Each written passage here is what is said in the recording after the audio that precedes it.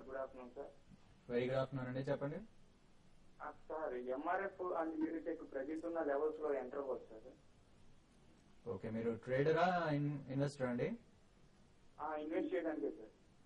I think Unitech is extremely trading stock అండి. So మీరు trading stock plus investment కూడా చేయొచ్చండి. కాకపోతే ఏంటంటే కంటిన్యూగా చూస్తే యూనిటెక్ అంటే ఐ మీన్ రియాలిటీ స్టాక్స్ అన్ని కూడా బాగా నష్టపోతున్నాయండి. దీనికి నెగిటివ్ న్యూస్ రావడం కంటిన్యూగా, తర్వాత లోన్స్ అనేది నెక్స్ట్ ఫ్యూచర్ లో వీటికి మెయిన్ ఏంటంటే బ్యాంక్ నుంచి లోన్సే వీటికి చాలా ఇంపార్టెంట్.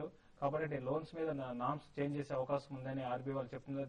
దీని దృష్టిలో పెట్టుకుని ఆల్మోస్ట్ అన్ని రియాలిటీ స్టాక్స్ మీరు చూస్తున్నాం హెవీగా పడడం జరిగింది. ఇంకా ఫర్దర్ గా ఈవెన్ పడకపోయినా కూడా పెరిగే అవకాశం లేదని. కాబట్టి ఏంటంటే మీరు దీనికన్నా మీరు వేరే స్టాక్స్ లో వేరే సెక్టర్ ని సెలెక్ట్ చేసుకోమంటాను. కొన్ని రోజులు కన్సాలిడేట్ అవుతుంది, ఒకవేళ ఇక్కడ బై చేయొచ్చు. మనం మార్కెట్ క్రాష్ అవుతున్న టైంలో బై చేయొచ్చు అండి. బై చేసి ఇమీడియట్ గా పెరుగుతాయి, అది వేరే విషయం. ఇన్వెస్ట్మెంట్ కి అయితే మాత్రం నెక్స్ట్ 2 to 3 months లో పెద్దగా పెరిగే అవకాశం కనపడలేదు. ఎంఆర్ఎఫ్ లో మాత్రం మీరు డిక్లైన్స్ లో స్టాక్ ను బై చేయొచ్చు. డెఫినెట్ గా ఇది ఫ్యూచర్ లో మీకు మంచి రిటర్న్ రావడానికి అవకాశం ఉంది. ఎంఆర్ఎఫ్ బై చేయండి, రియాలిటీలో కూడా బై చేయొచ్చు, యూనిటెక్ కూడా బై చేయొచ్చు. కాబట్టి నెగిటివ్ న్యూస్ ఉన్నాయి కాబట్టి పెద్ద రిటర్న్ ఉండకపోవచ్చు. సో హై బీటా స్టాక్స్ లో చాలా మీరు జాగ్రత్తగా ఉండాల్సి ఉంటుందండి. ఏమాత్రం కాస్త అటు ఇటు అయినా కూడా మీకు అనుకోని రకంగా ఉంటాయి విధానాలని. నెక్స్ట్ నెల్లూరు నుంచి జయకుమార్ గారు లైన్ లో ఉన్నారు. హలో హలో జయకుమార్ గారు, చెప్పండి. సార్ రిలయన్స్ క్యాపిటల్ గురించి ఫ్యూచర్ ఏముంది? మీరు ఫీచర్స్ లో తీసుకోవాలనుకుంటున్నారా లేకపోతే కంపెనీ ఫ్యూచర్ గురించి? లేదు, ఆల్రెడీ 1 year నుంచి తీసుకో ఉన్నాను. ఓకే, 100 shares ఉన్నాయి. రిలయన్స్ క్యాపిటల్ ఒకటి రిలయన్స్ క్యాపిటల్ అయితే చాలా వీక్ ఉందండి. ఇప్పుడు మార్కెట్ లో మరి ముఖ్యంగా ఏడీఏజీ ప్యాక్ స్టాక్స్ అన్ని కూడా రిలయన్స్ ఇన్ఫ్రా, రిలయన్స్ క్యాపిటల్, తర్వాత ఆర్కమ్ ఇవన్నీ కూడా 52 week లోపు టచ్ కావడం అనేది చాలా సర్ప్రైజింగ్ ఉంది. రిలయన్స్ క్యాపిటల్ మాత్రం లాస్ట్ ఒక 15 రోజుల్లోనే దగ్గర 850 లెవెల్స్ నుంచి ఇప్పుడు దగ్గర 650 ఆ లెవెల్స్ కి వచ్చింది. 630 కూడా వచ్చింది ఇంటర్డేలో.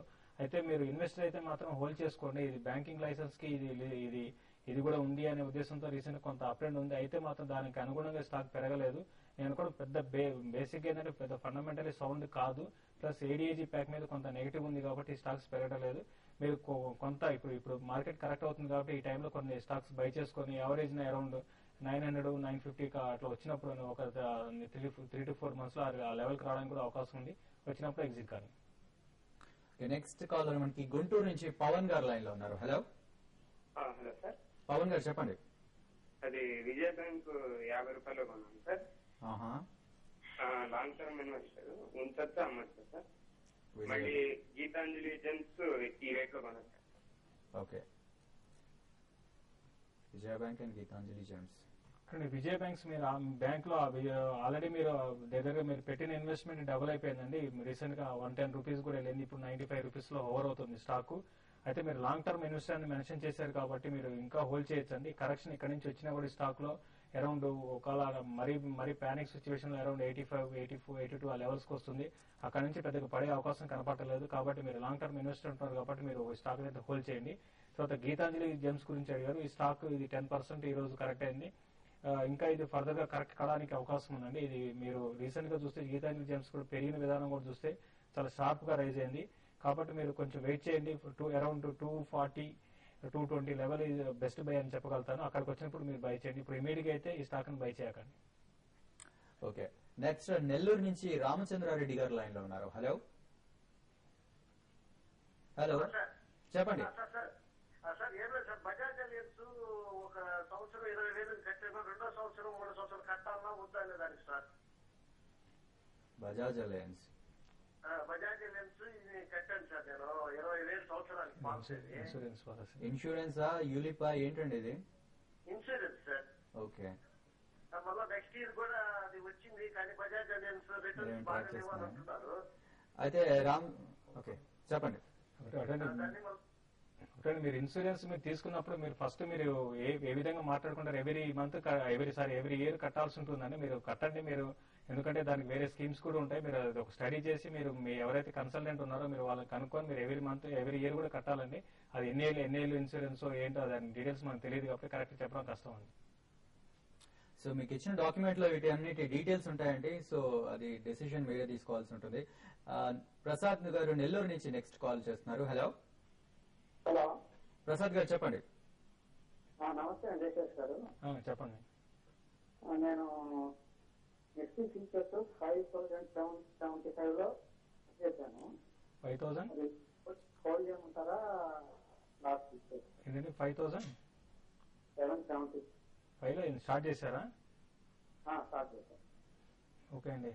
నిఫ్టీ ఫీచర్స్ అయితే 5820 850 ఆ లెవెల్ వరకు నిఫ్టీకి రెసిస్టెన్స్ ఉంటుందండి. అది దాటితేనే మీరు కవర్ చేయమని సజెస్ట్ చేస్తాను. ఇప్పుడు గ్లోబల్ కూడా అంత ఎంకరేజింగ్ గా లేవు. ఈవెన్ యూరోప్ మార్కెట్ కూడా వీక్ ఉన్నాయి. మన మార్కెట్ కొంచెం ఓవర్సోల్డ్ పొజిషన్ లో ఉంది కాబట్టి ఎగ్జాక్ట్ గా ట్రేడింగ్ లెవెల్ అనేది చెప్పడం కష్టం. ప్లస్ మార్కెట్ ఒక పానిక్ సిచ్యువేషన్ లో ఉంది కాబట్టి నేను అనుకోవడం షార్ట్ కవరింగ్ వచ్చినప్పుడు ఇమీడియట్ గా మార్కెట్ అయితే పెరుగుతుంది. కాబట్టి ఈ రోజు క్లోజింగ్ బేసిస్ లో ఏమాత్రం కిందకు వచ్చిందంటే చూడండి, మీరు అరౌండ్ 5750 5720 ఆ లెవెల్కి వచ్చినప్పుడు ఒకసారి ఎగ్జిట్ కండి. మళ్ళీ మార్కెట్ ఒక పుల్ బ్యాక్ ర్యాలీ వచ్చినప్పుడు మళ్ళీ మీరు అరౌండ్ 5850 దాటలేదంటే అక్కడ మీరు షార్ట్ కొట్టచ్చు. లేకపోతే ఈవెన్ ఫైన్ ర్యాలీస్ లో మీరు షార్ట్ కొట్టండి. కానీ ప్యానిక్ అవుతున్నప్పుడు మాత్రం షార్ట్ కొట్టాలి. షార్ట్ లో ఇంకా నా ఉద్దేశం ప్రకారం కవర్ చేసుకోవడం మంచిది. 5800 పైన క్యాష్ నిఫ్టీ చూడండి. 5800 పైన సస్టైన్ కాలేదంటే షార్ట్ హోల్డ్ చేయండి. లేదంటే మాత్రం 5800 పైన క్యాష్ నిఫ్టీ సస్టైన్ అయితే షార్ట్ కవర్ చేసుకోండి. ఓకే, నెక్స్ట్ ఖమ్మం నుంచి రాంబాబు గారు లైన్ లో ఉన్నారు. హలో, గుడ్ ఆఫ్టర్నూన్ అండి, చెప్పండి.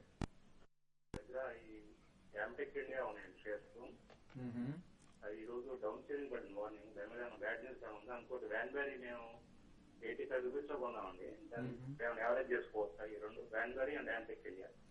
ఓకే, ఆమ్టెక్ ఇండియాకి బ్యాడ్ న్యూస్ అంటూ లేదండి. మీరు ఈ రోజు ఆమ్టెక్ ఇండియా అనే కాదు డౌన్ సైడ్ సీలింగ్ పడింది. చాలా స్టాక్స్ ఆల్మోస్ట్ 90% స్టాక్స్ అన్ని కూడా డౌన్ సైడ్ సీలింగ్ లో ఉన్నాయండి. కాబట్టి ఏంటంటే మీరు ఈ సిచ్యువేషన్ అనేది ఈ విధంగా ఒక పానిక్ అనేది మార్నింగ్ పానిక్ సిచ్యువేషన్ అనేది మార్కెట్ లో క్రియేట్ అయింది. దానివల్ల ఈ విధంగా మిడ్ క్యాప్ లో హెవీ సెల్లింగ్ చూసాం. ఇండెక్స్ ఒక టైంలో 6% పైన నష్టపోవడం జరిగింది. కాబట్టి మీరు ఆమ్టెక్ అయితే ఫండమెంటల్ గా మంచి కంపెనీ అనేది హోల్డ్ చేసుకుని సజెస్ట్ చేస్తాను. ఇది ఇమీడియట్ అయితే పెరిగే అవకాశం లేదు, కొంత డౌన్ సైడ్ రావడానికి అవకాశం ఉందండి. ఓకే, సో శేషు గారు, మీరు మన కాల్స్ లో కూడా చూస్తున్నాం చాలా మంది ఇన్వెస్టర్స్ లో పానిక్ సిచ్యువేషన్ ఉన్నట్టు కనిపిస్తోంది. ఒకదాని తర్వాత ఒకటి బ్యాడ్ న్యూస్. సో మార్కెట్ మళ్ళీ ఇది వీకెండ్, సో ఇవాళ క్లోజింగ్ ఎలా ఉండే అవకాశం ఉందంటారు? అలాగే మండేకి ఏమైనా రికవర్ అయ్యే ఛాన్సెస్ ఉన్నాయంటారు? ఇదంతా కూడా ఏంటంటే మండేకి రికవర్ అవుతుంది అనేది అవన్నీ కూడా ఏంటంటే మార్కెట్ లో ఒక టెక్నికల్ ఇష్యూస్ కూడా మన మార్కెట్ లో చోటు చేసుకున్నాయండి. మరి ముఖ్యంగా మార్జిన్ ప్రెషర్ కూడా మార్కెట్ లో మార్నింగ్ వచ్చింది. దీంతో పాటు గ్లోబల్ గా మళ్ళీ మధ్యాహ్నం కూడా సౌత్ కొరియా నార్త్ కొరియా మధ్య కొంచెం మళ్ళీ టెన్షన్స్ ఉండడము, అది కూడా దాని ఎఫెక్ట్ కూడా మార్కెట్ మీద ఉంటుంది. దానివల్ల ఏషియన్ మార్కెట్స్ మార్నింగ్ కొంచెం పాజిటివ్ బయాస్ తో ఉన్న ఏషియన్ మార్కెట్స్ కూడా కొంత వీక్ అయ్యాయి. యూరోప్ మార్కెట్ కూడా కొంత వీక్ ఉన్నాయి. సో ఇవన్నీ దృష్టిలో పెట్టుకుంటే మార్కెట్ ఇమీడియట్ గా పెద్దగా బౌన్స్ బ్యాక్ అయిపోయి ర్యాలీ వచ్చే అవకాశం లేదు. అలా వచ్చినా కూడా 5900 ఆ లెవెల్ వరకు రావడానికి అవకాశం ఉంది. అంటే ఇక్కడ 100 పాయింట్స్ 120 పాయింట్స్ పెరగొచ్చు. కాబట్టి ఏంటంటే ట్రేడర్స్ మాత్రం ఎవ్రీ ర్యాలీని ఒక సెల్లింగ్ ఆపర్చునిటీగా తీసుకోమంటాను. ఇన్వెస్ట్మెంట్ కి అయితే మంచి ఆపర్చునిటీ అండి. ఎవ్రీ డిక్లైన్ లో ఇన్వెస్ట్మెంట్ చేయమని చెప్తాను. ఓకే, థ్యాంక్ యూ శేషు గారు. ఇక ఇవి వాళ్ళ బిజినెస్ లంచ్ విశేషాలు. మళ్ళీ tv5money.com లైవ్ టీవీలో ఆఫ్టర్నూన్ ట్రేడ్ కార్యక్రమంలో మీ మెయిల్స్ కి సమాధానాలు ఇస్తాం. సో మెయిల్ మార్క్ చేయండి మీ సమస్యలు, మీ సందేహాలు.